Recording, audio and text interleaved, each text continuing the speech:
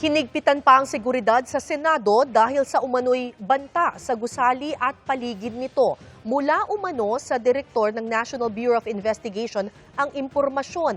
Kaya kinwestiyon yan ni Senador Alan Peter Cayetano. Nakatutok live si Ian Cruz. Ian? Yes, Kara, ramdam nga natin ang mas matinding seguridad dito sa Senado kasunod nga ng mga ulat na may seryosong banta rito. Hindi na simple ang pagpasok sa compound ng Senado. Kailangan may ID o aprobadong visitor's form at ang mga sasakyan ipinabababa ang salamin at sinisilip ang ilalim gamit ang salamin. Bantay sarado ng pulis ang loob at labas ng Senado. Naghigpit sa seguridad matapos pulungin ni Acting Senate President Sherwin Gatchalian ang Sergeant at Arms. Matapos sabihin kahapon ni NBI Director Melvin Matibag sa Blue Ribbon Committee na may potential threat o banta sa gusali at paligid ng Senado. Sabi rin ni Senador Tito Soto na kasama ni Gatchalian sa new majority na clear and present danger sa Senado dahil sa seryosong banta batay sa intelligence na nakalap.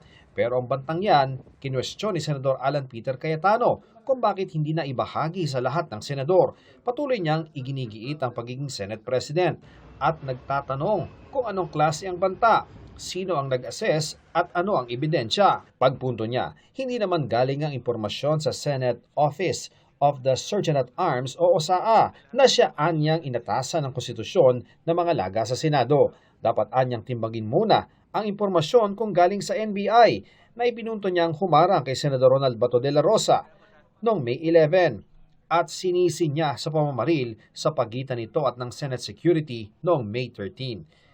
Sinisi ka pa naming makuha ang panig ng bagong mayorya kaugnay niyan.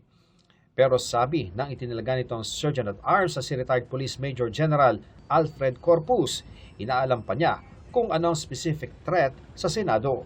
I have to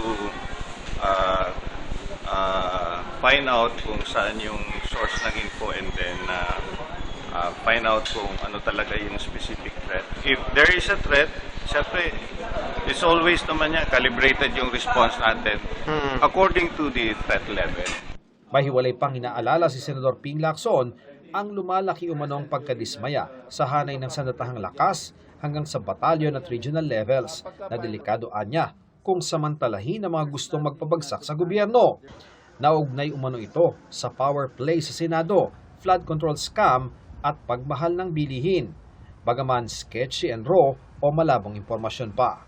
It is now being validated and it has been referred to the proper authorities.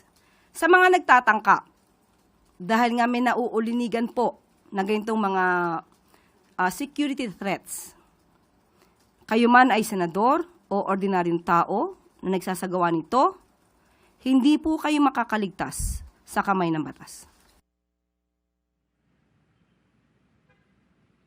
Kara, naglabas din ng memo si Senate President Pro Tempore Win Gatchalian kaugnay nga sa heightened security measures na ipinatutupad ngayon dito sa Senado. Inatasan niya rin ng Senate Secretary na i-secure ang lahat ng record at dokumento ng Senado at nagpapatupad din ng no visitors policy. Hinihikayat din ang lahat ng mga empleyado na mag-work from home muna hanggang sa Huwebes. Yan ang latest mula rito sa Senado. Balik sa iyo, Kara. Maraming salamat, Ian Cruz.